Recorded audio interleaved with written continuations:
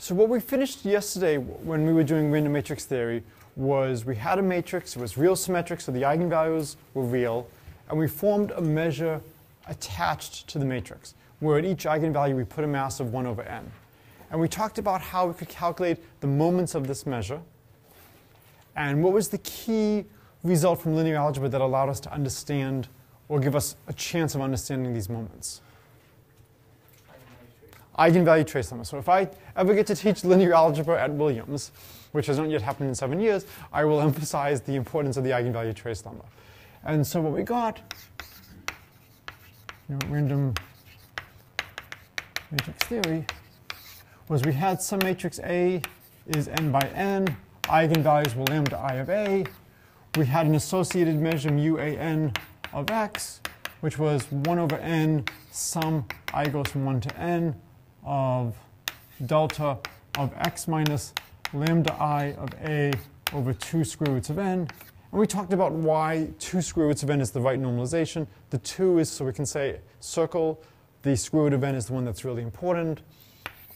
The average kth moment, I can't even remember which notation we used, was the integral of x to the k mu a n of x dx. And this was the trace of a to the k over 2 to the k n to the k halves. And then we could average this over all of the matrices of size n and get m n of k, so dropping the subscript a. And now you can actually see a little bit of why I wanted to have the n floating around the whole time. Because now when I average over the a, there's still something that tells me what's going on. This would be the integral of m a n of k p of a dA. And this piece here was the product 1 less than equal to I less than equal to j less than equal to n of p aij d aij. And p has mean 0, variance 1, finite higher moments. Okay, so this was the setup. And you can begin to see why for classes like this in grad school, you like the hour 15 minutes. So you don't have to keep going through this every single time. But it's a nice way to just quickly review and get us on the same page. So the idea is that if we do this calculation, we're going to get a number that depends on n, and then we'll take the limit as n goes to infinity and let m of k be the limit as n goes to infinity of mn of k. And the hope is that this limit is well defined, it's equal to something nice, and in fact that it's equal to the moments of a nice distribution. And it's going to turn out that it will equal the moments of the semicircle. Now this is not enough to prove that the distribution is converging to a semicircle, probably for the obvious reason that it can't. Because if I give you a generic matrix A, it can be close, but to be exactly the semicircle is going to be extremely hard. There's extremely small probabilities I might choose a matrix that's very close to the identity. And I don't expect the eigenvalues of a matrix close to the identity to be close to some nice limiting distribution like this. But I do expect a generic matrix to have its density of states very close. And there's a lot of plots in the book like this. To give you a nice analogy, let's take a simplified model of the universe where each air molecule can only go forward or backward, and they all travel at the same speed. And we will say approximately that the almost empty first row of class is the divider. I'm sorry, it was not a smart day necessarily to sit in the front. You're on my team. So the 2 of us are on this side of the room. The other 2, 4, 6 of you are in the back. Each air molecule has a 50-50 chance of being in either half of the room. If you have no air, you die. If you have insufficient air, you die. Is it possible that all the air molecules are on one side of the room? Yeah, yes, it's possible, right? It's extremely unlikely, right? And this is where the central limit theorem comes into play. If we have 2n air molecules, we expect to have n air molecules on each side. We expect fluctuations to be on the order of square root of n. When n is large, square root of n divided by n, the percent you're off by, is negligible. And so the central limit theorem kicks in and says with extremely high probability, the number of air molecules you have is on the order of n. And if you want to do fluctuations, you could have fluctuations as large as 10 square root of n. That's unlikely. If you go to n to the 1/2 plus epsilon, or even n log n or n log squared of n, then it becomes extremely unlikely. Because now you're moving many standard deviations away. And the key phrase in many here is you want many to depend on n. If you talk about 10 square roots of n, then you're moving a fixed number of standard deviations away. If you talk about square root of n log n, then you're moving a growing number of standard deviations away. And the hope is that something similar happens here, that most of the matrices will have their measures close to the limiting behavior. That the reason that this limit exists is most things are close to it. This is where you need some advanced machinery from probability. If you're interested in what you need to make these proofs work, I will put some links to some of the papers I wrote with students, which goes through the final calculations you need to just nail all of this down. Essentially, you show that the means converge, and then you need to show that the variance is going to 0. So for each one of these, I'm calculating its kth moment. I can then compare its kth moment to the average kth moment. The way I'm actually going to do this is with the triangle inequality. I'll compare its kth moment to the average kth moment, and then I'll compare the average kth moment to the limiting kth moment. This is a very easy calculation to do. This is just letting n go to infinity in this formula. And so this is going to go to 0 very nicely. And then I just need to control a little bit over here, and I need to show that the variance about this is tending to 0. And that's the rough sketch of how the calculations go. So this is where you use what's called abstract nonsense. That's what a lot of people refer to the stuff. You just use some big powered results from probability and analysis to just plow through and say things converge. Fortunately, there's enough interesting stuff just calculating these limits that it'll keep us occupied for a while. And so what I want to do today is I want to talk a little bit about calculating these average moments and what goes into them. What's interesting is the further you go in number theory, at least in certain types, the more you see it's all combinatorics. You know, trying to figure out what to count and how to count them. So, computing moments.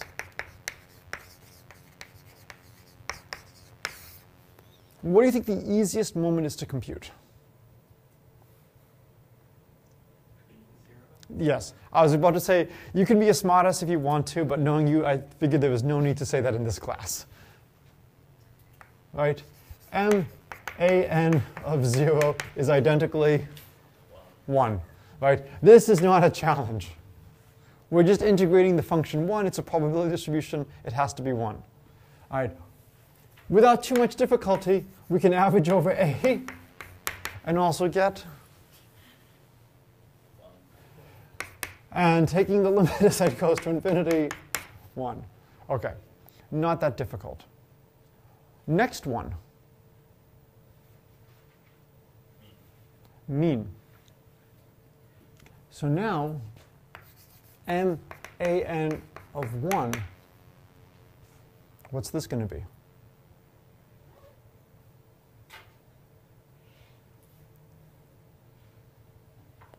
If I'm asking you to answer it, it has to be easy. There's only one number it could be. I guess 2. Oh, it's 0. Why is it 0? It's odd. So if you think about what we're doing, we have this MAN of 1 is the integral of the trace of A, P of A dA. OK, well, what is the trace of A? This is going to be the integral of the sum of I goes from 1 to n, PA dA. What would you love to do here? You'd love to switch. Can you switch?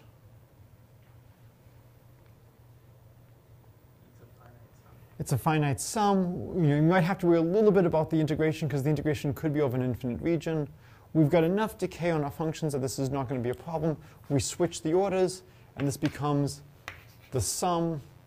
I goes from 1 to n, the integral over the region of I. And I'm going to write this out. I'll write this as P A of I, and then the product, 1 less than equal to I, less than equal to j, less than equal to n. J does not equal I. Of P Aij, Daij, and I'll have a Daii. So I've just expanded out the product. So I have a lot of integrals to do. One of my terms is AII. I'll have the A11, A22, A33. By symmetry, they're all going to be the same. And then I have all the other terms.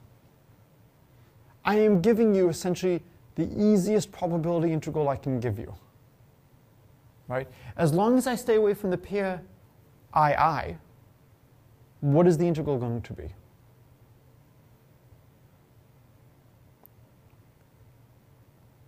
So if I integrate, when I equals 5 and j equals 7, what do I get?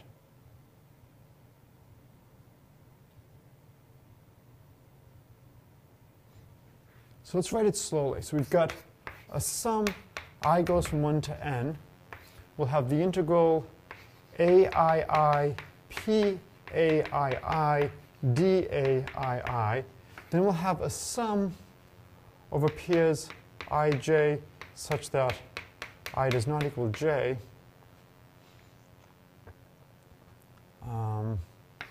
P aij daij. I may be using a little bit bad notation here because I've got a sum over I. So here, let's just do one particular piece. Let's do the 1, 1 piece over here. And then we'll sum over all ij such that it's not the pair 1, 1. And by symmetry, do you agree that all the integrals are going to be the same? If I have 1, 1, 2, 2, 3, 3, 4, 4, it's all the same. So I multiply by n. All right. So I'm trying to minimize as much as possible the notation. So we've got this piece from the trace.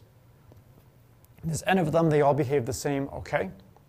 And now, for the other ones, we just can't go over the pair 1, 1. So it's ij not equal to 1, 1. What is this integral equal?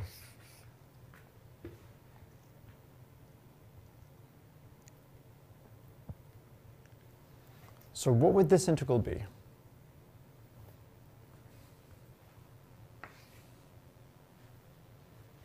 So I'm integrating a11 p of a11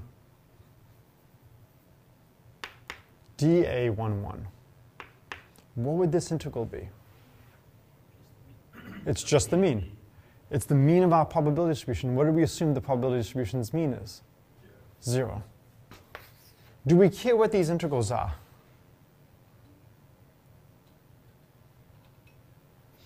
Not particularly, right? We're multiplying it by 0, it doesn't matter. Now, for future problems, it'll be nice to know what these are. So why don't we figure this out? So I'm integrating my probability distribution. What do I get if I integrate a probability distribution? 1. So the other integrals aren't that bad to do. And so we end up getting n times 0 times 1 to a huge power. All right? And that simplifies to 0. So this is the calculation of the first moment. So the 0th moment wasn't so bad. The first moment is not horrible. If anybody sees my green light going off, let me know because I'm switching batteries. What moment should we do next?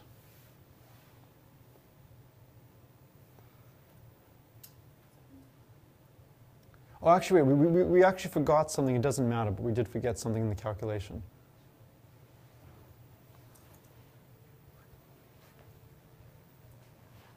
This isn't quite the first moment. I'm supposed to divide by 2 square root of n. So I should technically have a 2 square root of n over here. I dropped it because it doesn't matter. I know we're multiplying it by 0. So the equality does still hold. It's going to become more important as we go deeper. And this is where now the combinatorics are going to start to come into play. So when we look at what we have over here, we have the trace of a to the k. The higher k is, the more complicated this polynomial is. Well, my random variables are independent, identically distributed. So when I look at this expansion, a lot of terms are going to integrate to 0. And that's what's going to save the day. That's what's going to make the calculation doable. Which terms will not integrate to 0?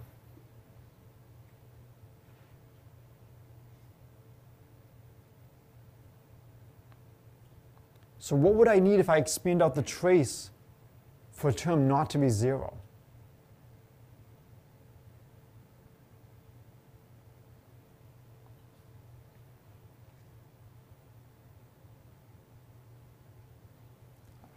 So this might be a good time to review maybe the trace.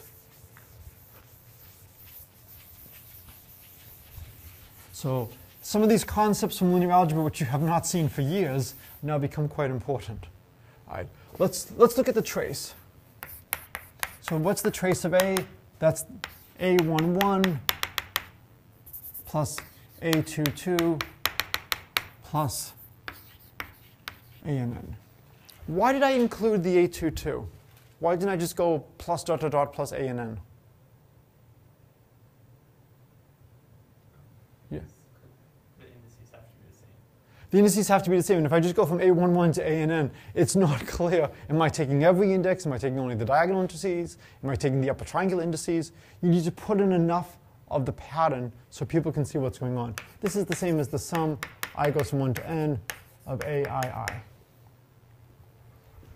All right, the trace of A squared is the sum of Aij, Aji, Ij equals 1 to n. That becomes actually very nice for us. Right. What's nice about this? What kind of property does our matrix have? Symmetric. It's real symmetric. So this is the same as the sum over I goes from 1 to n, the sum j goes from 1 to n of Aij squared. One of the ways you can see something like this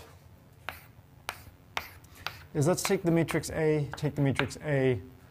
If we want to calculate an entry of the matrix A squared, how do we do it? We look at a row of A and a column of A. And so if we want to calculate the ith entry, we'll take the ith row here, not drawn to scale, and we'll take the ith column. Well, because my matrix is real symmetric, what do I know about these?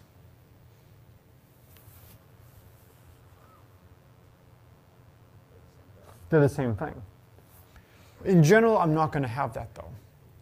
And so over here, I'll have AI1, AI2, dot, dot, dot, AIN. Over here, I'll have A1I, A2I, dot, dot, dot, ANI. And now when we take the dot product, what will we get? If I want to look at the matrix A squared and take the II entry, that's going to be AI1, A1I plus AI2, A2I plus AIN, ANI. If instead of calculating the ijth entry, if we wanted the ijth entry, it would be very similar. Aij, the ijth entry of that would just be AI1, A1j plus AI2, A2j plus AIN, ANJ. And that would be the element of Aij, the ijth element of A squared. And if you think about what's happening, how many of you have taken any graph theory or seen like adjacency matrices? So if you have a graph, the elements in Aij are going to tell you whether or not there's an edge connecting vertex I and vertex j. And typically we'll assume the graphs don't have multiple edges. You have a 1 if I and j are connected and a 0 if they're not connected. And you can talk about paths from one vertex to another. And this is a path of length 2, starting at vertex I, ending at vertex j, going through vertex 1. And this is looking at all the different ways to get from vertex I to vertex j. And if you think about this, this gives you an interpretation of how to think about the trace of A cubed, the trace of A to the 4th. Where are these things coming? It's all the different paths that I can start at vertex I and then back up at vertex I. Because in that case, we need I equals j. So you should know the trace expansion. I'm not going to give it to you on the exam. I thought about it, decided not to, but that's a good homework problem, a good practice problem to make sure you can rigorously prove a formula like this. And then, of course, for what we need, we just need the very special case of j equals I. So in general, the trace of a to the k would be the sum of a, I, and now we've got to, notation is going to be horrible, maybe L1, A, L1, L2, A, L2, L3, dot, dot, dot, A, L, and then an I. And now we've got to figure out how many things do we have. Well, for the second one, we had one thing in the middle. For the, For the first one, we had nothing in the middle. So we should have, I think, n minus 1 things here. Another way you could write this is you could write it as the sum of A, I1, I2, A, I2, I3, A, I3, I4, dot, dot, dot, A, I, n minus 1, I1. And in some sense, kind of treating all the indices the same. But now for this, we have to be careful. What are we summing over? We're summing over all I2, I3, I4, In minus 1, and I1. So we're summing over I1 through In minus 1. Is that right? Well, now, wait a minute. If we're doing it this way, no, if we're doing it this way now, this goes up to n. That goes up to n. So we're doing it this way because we started this with an L1. Here we're starting this with a 2. So you've just got to watch where your indices are. If you think about it, we should have n indices here. The trace has 1 index. The trace of a squared has 2 indices. A cubed should have 3 indices just because we're multiplying things. And so in general, this should have n indices. One of the big things is trying to get order of magnitude estimates. So how many terms do we have here? What's the number of terms? I'm sorry? N. Much more than n. N choose k. More than n choose k. Oh, so wait a minute. Here,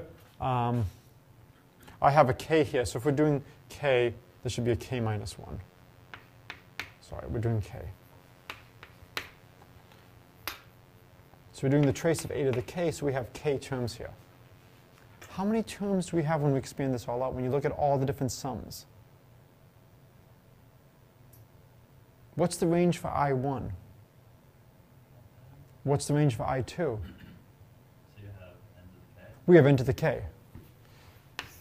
So trace of a to the k has n to the k terms. All right. Is n to the k large or small?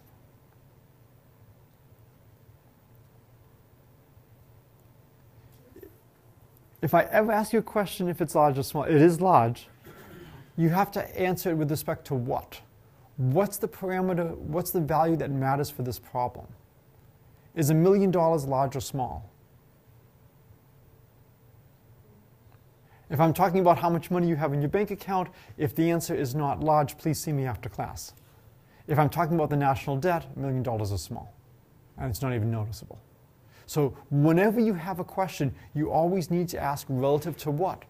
What should we be comparing n to the k to?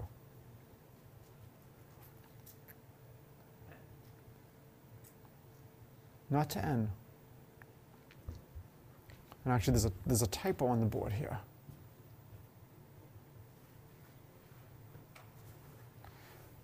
This should be k halves plus 1. We've got the 1 over n over here. We should be comparing the trace of a to the k and how many terms we have to n to the k halves plus 1. When we're trying to see, is this large? Large relative to what? Well, we're dividing by n to the k halves plus 1. That's growing. All right, so let's compare the two. Compare to n to the k halves plus 1. Well, okay, n to the k is typically going to be much larger than n to the k halves plus 1. So we have a huge number of terms that could potentially contribute. So when you're doing an analysis like this, unfortunately, this is making it look like we're going to have to be extremely careful in terms of keeping track of all the different contributions, looking at all these different terms. We don't want to have to look at on the order of n to the k terms. The hope is that most of the terms will contribute 0, and that only a small fraction of the terms will matter. So the hope is most terms give 0 to the average. And if most terms give 0 to the average, then there's a chance that this could make sense. If instead of dividing my eigenvalues by the square root of n, if I divided my eigenvalues by n, that would change the n to the k halves to an n. And then what would all of these quantities become? Then I'd be comparing n to the k to n to the k plus 1. N to the k plus 1 is going to be larger. So if I were to divide all my eigenvalues by n, what this would essentially mean is when I renormalize, all my eigenvalues are at 0. And then what's going on? My spacing measures a giant delta spike at the origin. This is not that interesting to study. Right? You want to unfold things. You want to spread things out enough so that you can see interesting behavior. You don't want everything to be mapped to the same point. There's no chance now of seeing any subtle behavior. So the question is, what's the right scale? Turns out the square root of n is going to be the right scale to see something. Okay, so now we have a formula for the trace of a to the k. Now that we know this, we can go back and we can start to try to look at these average moments and try to see what is the contribution going to be. Okay? What I would like to do is I'd like to try to do the general case as much as possible and then specialize to the next easiest case, the k equals 2. A lot of the calculations are going to be the same, and then rather than just writing everything down again and again and again, let's try to save things a little bit. Okay. So we're going to look at m n of k. So this is the average kth moment for the n by n matrices. So what we're going to do is we're going to be integrating. We'll have the trace of a to the k over 2 to the k n to the k halves plus 1 p of a dA. All right, so this is how it all starts. And then we come back over here. This is our expression. We got this by using the fact that the sum of the eigenvalues to the kth power is the trace of a to the k. We're trying to pass from questions about the eigenvalues to questions about the matrix elements. Why do we want to answer questions about matrix elements?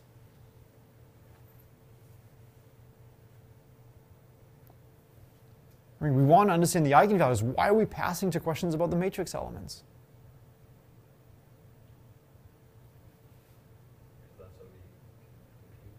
That's what we compute. We're choosing the matrix elements. And so given the fact that we know the matrix elements and we know things about how they're chosen, we have a chance of doing calculations involving matrix elements. We don't have a chance of calculating things directly with respect to the eigenvalues. This is going to be very similar when we get to L functions. You can play the same game. And for the L functions, we have the zeros of the L functions, like the zeros of the Riemann zeta function. That's the million-dollar question, literally. We want to understand and actually, I believe the way it's phrased is you only get the $1 million if you prove the Riemann hypothesis is true. You don't get $1 million if you disprove the Riemann hypothesis. I would have to double check, but I think the way they phrase the question is you only get the $1 million for a proof. We don't know the zeros of the Riemann zeta function, but we know the coefficients of the Riemann zeta function pretty well. 1, 1, 1, 1. So averages of the coefficients of the Riemann zeta function, not bad. More generally, if you look at Dirichlet L functions with Dirichlet characters, we've actually talked about averages of Dirichlet characters. Those came up when we looked at primes in arithmetic progression. This is one of the highlights of the semester, is we were looking at, as an aside,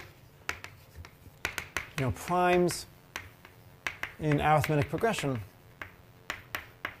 And what we showed is that if A and B are relatively prime, the number of primes congruent to B mod A, where P is less than or equal to X, this is approximately the total number of primes divided by the number of residue classes to first order. That to first order, the primes fall evenly among the different congruence classes.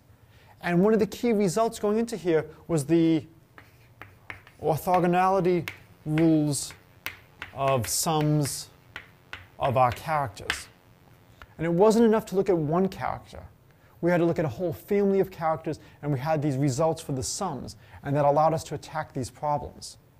And that was a huge input in terms of what's going on. And we went from knowledge of sums of the characters to knowledge about the primes. We can also play the same game, and instead of going to knowledge of the primes, we can go to knowledge of the zeros.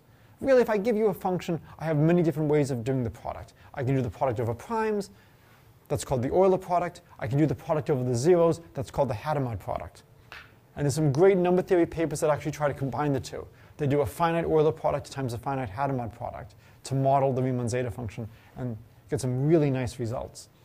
So all the stuff we're doing, this fits in with some of the other stuff we were doing earlier in the semester. You know, I'm trying to choose a coherent theme through the book. This is why we're not doing, for instance, the Rothstamp chapter. You know, it's a beautiful result, it's very technical, and it doesn't fit in as nicely with a lot of the other stuff we're doing.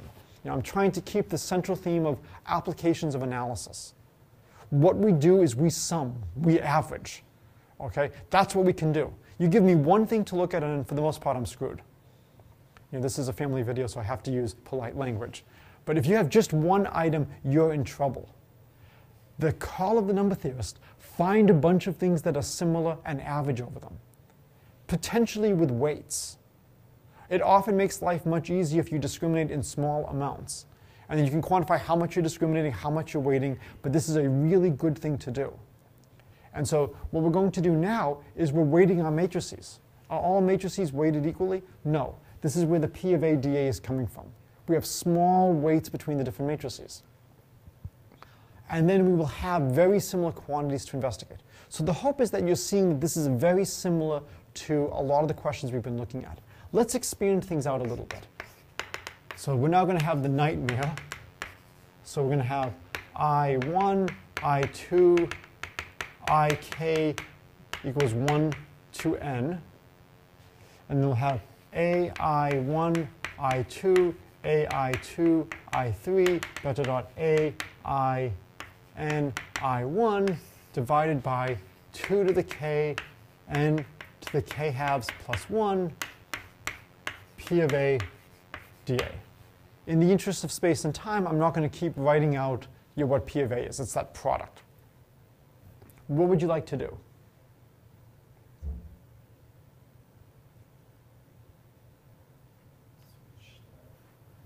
Switch.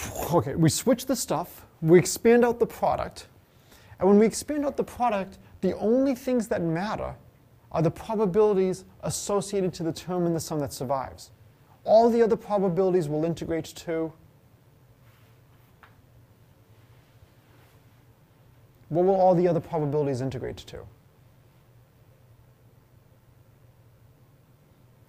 So imagine I have the A23, A37, A74 term.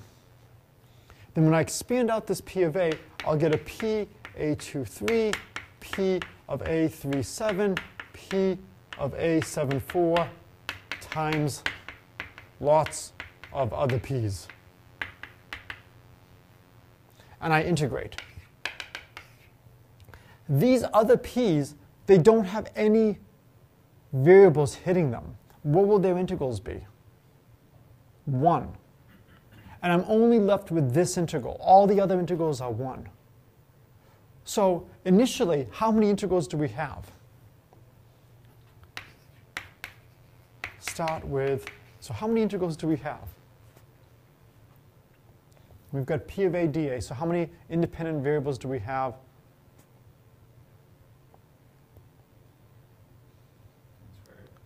It's not as bad as n squared because it's real symmetric. It's start with, I think, like n plus 1 over 2. I think roughly that's how many variables we have. We have on the order of n squared variables. That means we have on the order of n squared integrations to do. That's bad. But over here, and actually we're only doing k, so this is actually a k, not an n. But over here, we only do k integrals. All the other ones vanish. Only k are non-trivial. So the other ones just immediately drop out as becoming 1. Okay? So it's not as hopeless as it seems. So when we look at this, we can now simplify this greatly. And so the next line, now we move the sums around.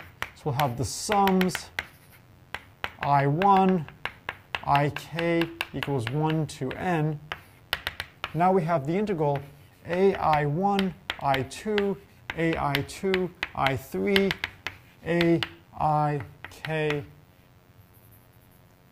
I1, p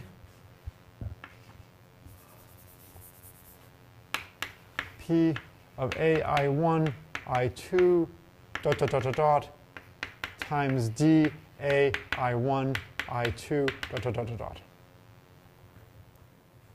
Okay?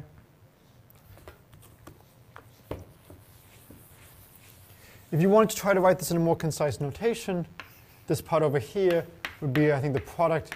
L goes from 1 to n of p a I L minus 1 I L d a L minus 1. Oh no, I'm sorry.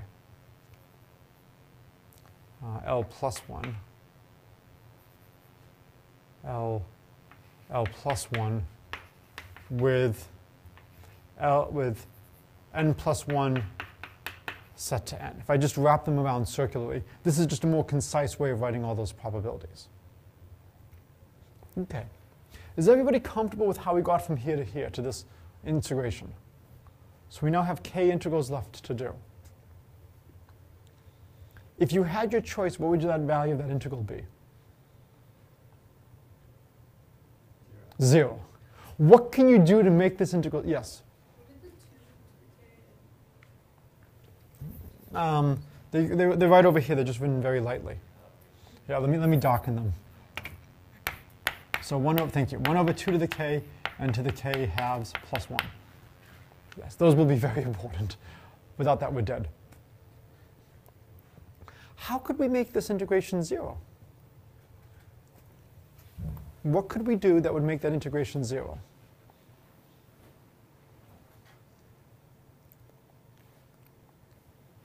So you have to choose what polynomial do you know will integrate to 0?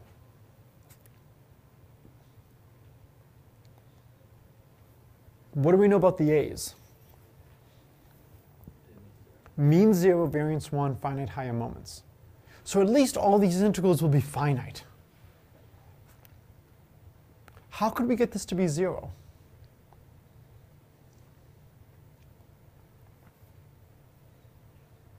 So if any of the a's were unmatched, it's going to integrate to 0. So for instance, let's say we have A12, A23, A34, A42, A21. If we look at that, the A12 and the A21 match. And that's the same as A12 squared. And then we have A23, A34, A42. And all of these are unmatched. When I integrate, what's the integral of A12 squared? What's that going to give me? 1. What's the integral of A23 going to give me? 0. A34, 0. A42, 0. If you ever have anything that's unmatched, its integral is going to be 0. This should begin to show you that there is a hope that this might actually reduce from a nightmare of a huge number of, oh good lord, n to the k terms. Maybe it's going to be a reasonable number of terms now. Because if we ever have something that's not matched with something else, it integrates to 0. So everything has to be matched in at least pairs, if not more. We could have things matched in a triple. We could have everything be the same. I could give you A12, A21, A12, A21. Right? And if I give you something like that, that's going to be the same as A12 to the 4th. All right, so what do you think that's going to be? What contribution will that give you? So what would be the contribution from that?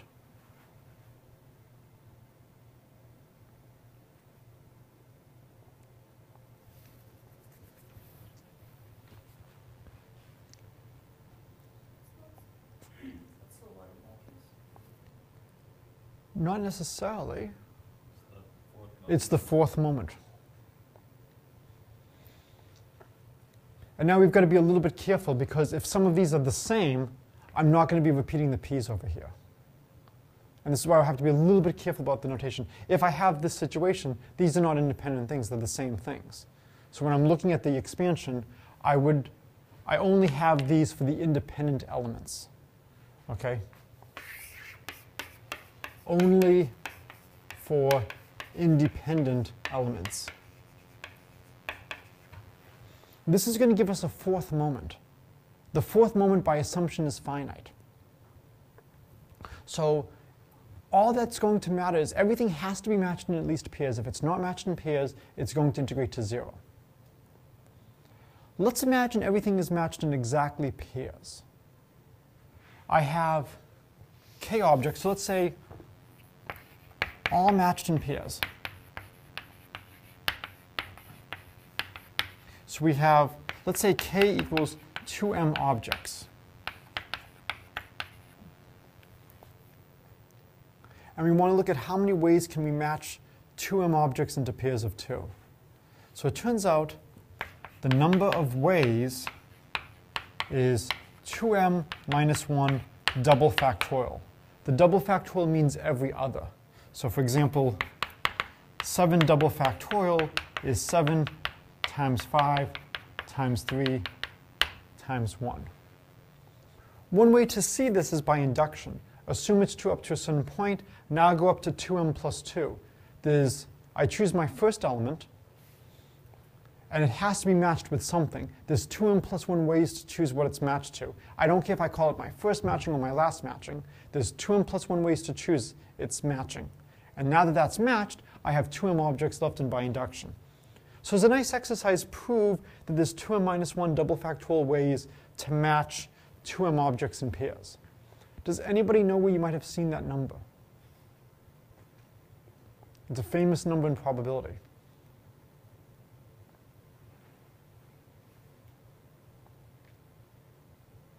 These are the moments of a very important distribution. These are the moments of the Gaussian. This is the 2mth moment of the Gaussian. And in some sense, what this is telling you is that the distribution of your eigenvalues is bounded by a Gaussian. If everything contributes, you get a Gaussian. The semicircle is significantly less than the Gaussian. The semicircle, it's got finite support, it's bounded. The Gaussian is going off to infinity. The moments of the Gaussian go significantly faster than the moments of the semicircle. What's going on here? Well, this is what's going on when everything is matched in pairs. What if things are matched in higher than pairs? What if they're matched in triples, quadruples? We want to look at all those contributions. We also want to think about how many different ways are there, because remember, we're summing over all the i's and the j's. This over here is telling us the number of ways to say this is matched with this one is matched with this one is matched with this one. But if you think about the indices, how many indices do we have? We have k, we have 2m indices. If things are matched in pairs, how many free indices do we have if things are matched in pairs?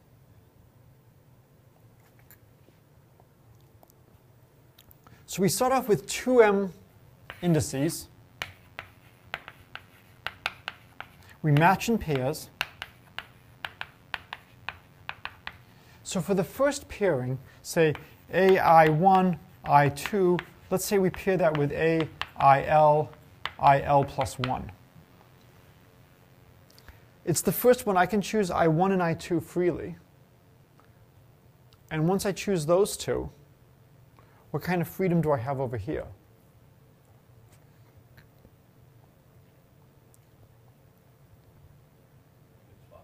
I'm sorry? I could swap them. That gives me a factor of 2. But that's all I have. I just have a factor of 2 freedom. I don't have a factor of n freedom. When I then look at the next pair, AI2, I3 is matched with something. AIM, well, M is a bad word. Let's do Greek letter. I knew plus 1.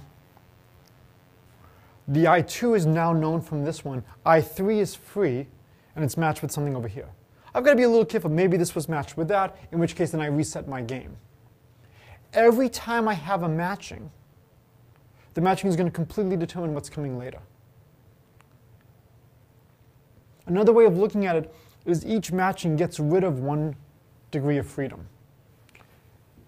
I normally only have 1 new degree of freedom in each of these pairs because one of the indexes is known from the previous, except for one case, the initial case where I have 2. So how many free variables do I have? I have m plus 1 free variables. And that's k halves plus 1. This is where the miracle happens, right? We have, now again, for each one of these I can have maybe a factor of 2, but I have k halves plus 1 free variables. Each variable runs from 1 to n, so I have on the order of n to the k halves plus 1 tuples. I'm dividing by n to the k halves plus 1. It is perfectly aligned to have a limit that's independent of n. I could easily have a factor here involving 2 to the k, sure, but it's not going to depend on n. So if everything is matched in pairs, it works out perfectly, and in that case, we have something that will have a limit as n goes to infinity. What if things are not matched in pairs? What if we have a triple? Do you think that is going to help us or hurt us with free variables?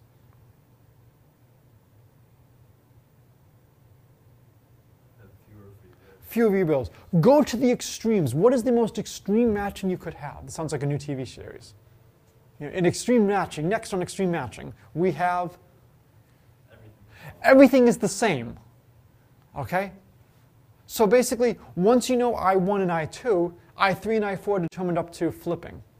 You only have essentially n choices now. So in the case of the extreme matching, you only have n on the order of n.